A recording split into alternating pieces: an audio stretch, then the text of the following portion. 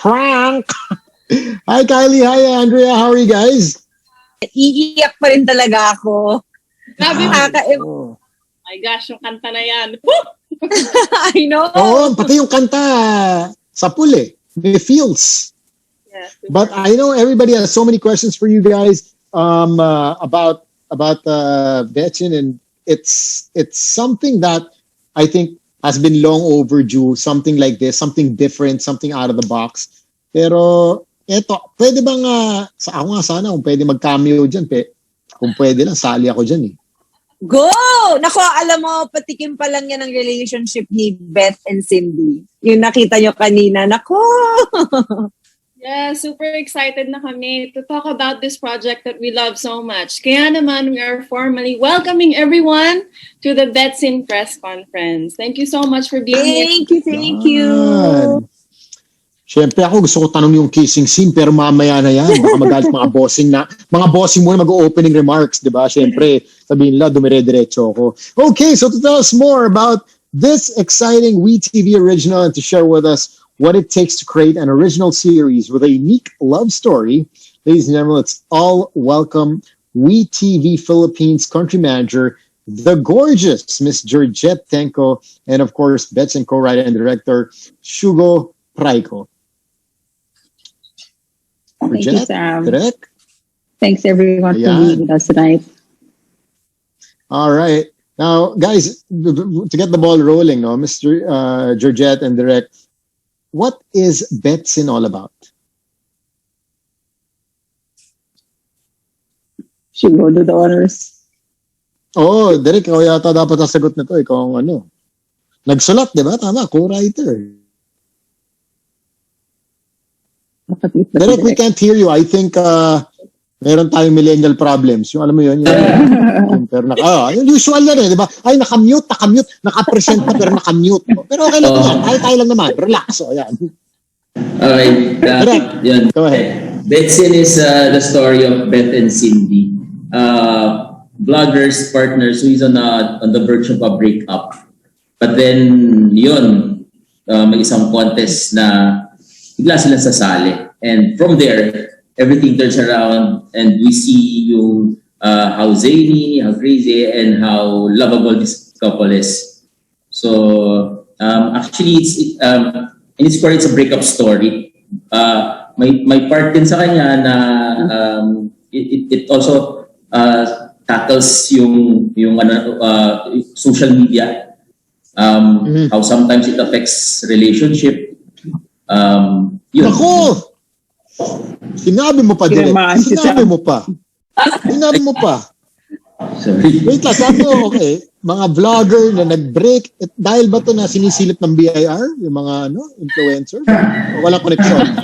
Wala namang ganun. Wala connection sa BIR. Okay.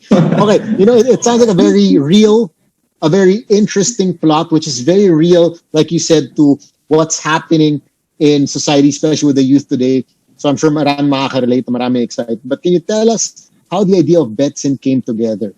What appealed to you most about the show's concept? Well, Sam, here at WeTV, we have regular pitch sessions where we actually solicit concepts from different production houses, from directors, writers, producers, and Rain Productions pitched the concept to us. And we actually automatically thought it was a story we wanted to give a platform to, a story we wanted to tell.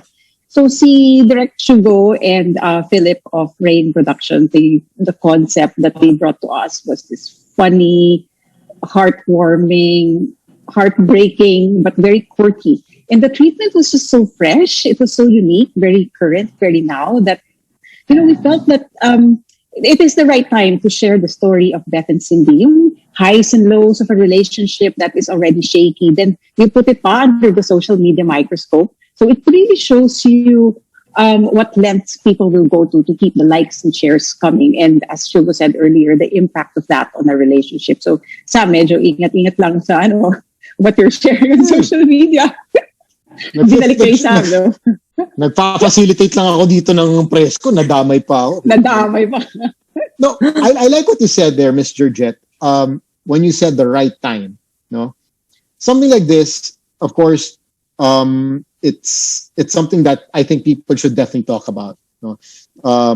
With the LGBT community on the rise, and everybody, being more accepted, talking about it. So, what made you think na, okay, it's a perfect time that we release something like this? Kasi medyo edgy, it's on the edge.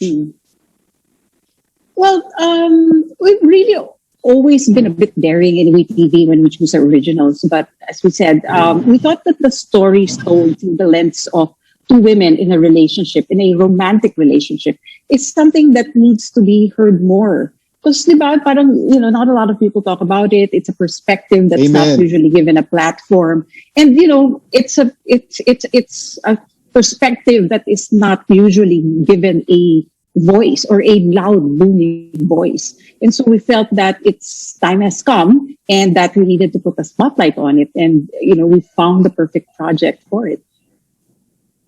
Alam mo, I'm in full support of this project. Grabe. Talagang, dapat talaga bigyan ng light to, no? Eto, let's talk about the cast. Sam, especially when you see the show, all the more it will drive home the point of why we really wanted to give this perspective a voice and a platform. Miss Georgette, nung nag-post pa lang si Kylie and si Andrea ng teaser na magkatabi sila and magkahug, sabi ko, God is good. There is hope for tomorrow. Sabi ko talaga, nag-prayer ako. Nag-prayer, sabi ko, Lord, the Lord has answered my prayer. Ang ganda. Pero let's talk about the cast, no? Kylie and Andrea, bakit sila? I mean, bakit sila? Direct would be better to answer. Okay. At the onset, alam namin na parang yung casting is very vital, lalo sa this kind of show, this kind of structure. Kaya gaya ng sabi mo sa God is good, binigay sa amin si Kylie at si Andrea. The perfect couple, the perfect actor to play Beth and Cindy.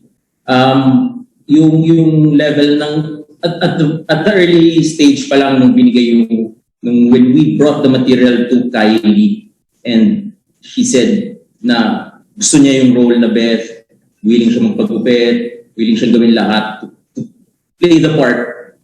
Sabi namin yung parang we cannot ask for more sa isang artistang ganun ka-committed. And na maganda yung kalalabasan. Ganun din kay Andrea. Yung challenging yung role as Georgette said, medyo edgy yung material. So, maraming mga artista na hindi game sa ganitong klaseng material. But we were very lucky na pumayag si Andrea at si Kylie to do this role. And yun na nga, kagaya sabi ko kanina, the level of commitment they showed into the project, makikita mo sa performance nila when you see the show. I like how you use the word commitment, no? Maraming lalaki diyan hindi nakaka-understand noon. Pero mamaya pag-usapan 'yan. Okay. Hindi. Google niyo muna ibig sabihin ng commitment. But Sam, I just wanted to share, in terms of when she was says commitment from the two. I remember when we were searching for our Beth and Cindy and their names came up, we were actually so apprehensive. We didn't know if they would agree to the roles. But Kylie was so gung-ho that she cut her hair even before the script reading. And then during the script reading, she got into character and we were all so floored. She got so into the role that script reading pa lang her mannerisms, the way she sat, the way she slouched, the way she fixed her hair, she transformed into Beth right in front of her very eyes. And then Andrea started reading and then their banters just showed so much chemistry between them. Andrea was the right kind of sweet, yet seductive, and her comedic timing was so on point. And at that moment, we all got goosebumps. We knew we had the stars who would push our vision towards reality. And we did have some conflicts along the way in terms of schedules. But, we really were decided that it was Kylie and Andrea who would play this role, that we actually waited. And so we said, whatever it takes, we will wait for, their schedules to clear up and for them to be ready, and here we are. I couldn't agree more. With the way you casted both Kylie and Andrea, I've been talking to them on a couple of shows since yesterday, and I could sense the chemistry and the commitment to the role. So, and nakwento nga sa akin also ni Kylie na even before it was done, she already cut her hair and she really got into character, and she used the word character over and over again. Yeah. In practice pa siya maglakad wearing DMs, di ba? Yes. Di ba? Yun ang tinatawag na talaga commitment to the role. Once again, the word is commitment. Kung hindi nyo maintindihan yun, paki-Google. Okay, eto na. In one sentence, I know it's a whole, there's so many questions. It's a whole new thing, especially for us Pinoys here to enjoy a series like this or show like this. Let's try to trim it in one sentence. Let's start with Miss Georgette. What can viewers expect from the series? Kaya one sentence. Challenge on. I will try. They can expect a series that is so beautifully written. The script is fantastic. It's well shot, well lit. But with the music, you've just heard the theme song. The music is so nice. And the visual effects, I cannot forget the visual effects. Everything about it is just so beautiful that it will make you ugly cry, as in like pagulgol levels, and laugh, as in laughing out loud proportions. We guarantee that you will love the show. Direct? Yun. Dagdagan ko lang sabi ni Georgette, expect the unexpected. And the show, I promise you, has a lot of feels. Gaya na sabi mo sa kanina, it has a lot of feels and it has a lot of fun. So 1 minute, you're laughing and then magugulat ka na lang. Parang naiiyak ka na. So yun. But it's all heart. It's all heart. Para relationship pala talaga to, no? 1 minute you're laughing, the next minute you're crying. Ganda. Okay, abangan natin to eh. Ang ganda ng pagkasabi mo, Direk. Thank you so much, Miss Georgette and Direk Shugo. Ngayon naman, of course, let's get to know more about our lead actress. I'm sure you guys have so many questions. Isa-isa natin yan. Tito Gorgie, nagtatanong, no? Si Janelle and Lee. So we're gonna try to get as many questions as we can here. But Kylie and Andrea have something in store for you guys. Let's all watch this.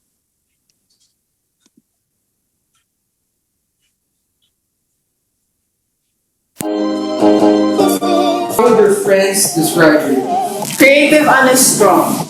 Yung sa akin, creative, honest, and strong. Siyempre, alam mo na, Paano ba? Yun lang palagi.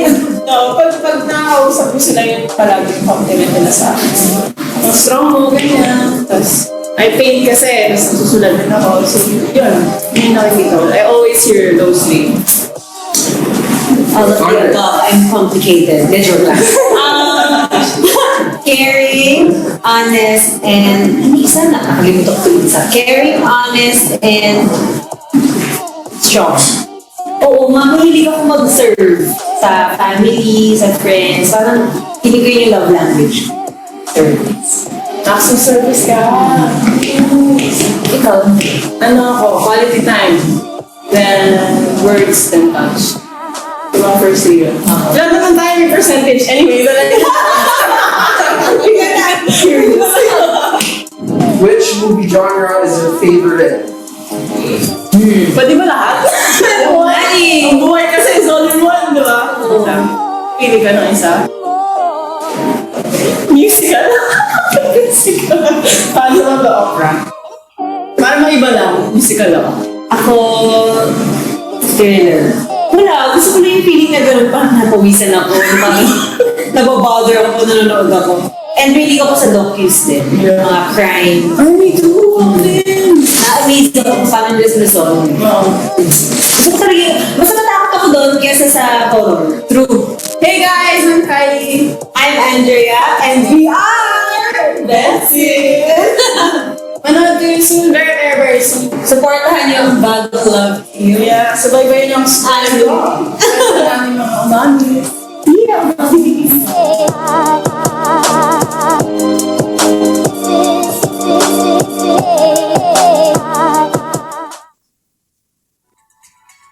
It's happening this Friday, BETCIN. Everybody's super excited. I'm sure you guys natuwa kayo sa video, pero lahat tayo curious.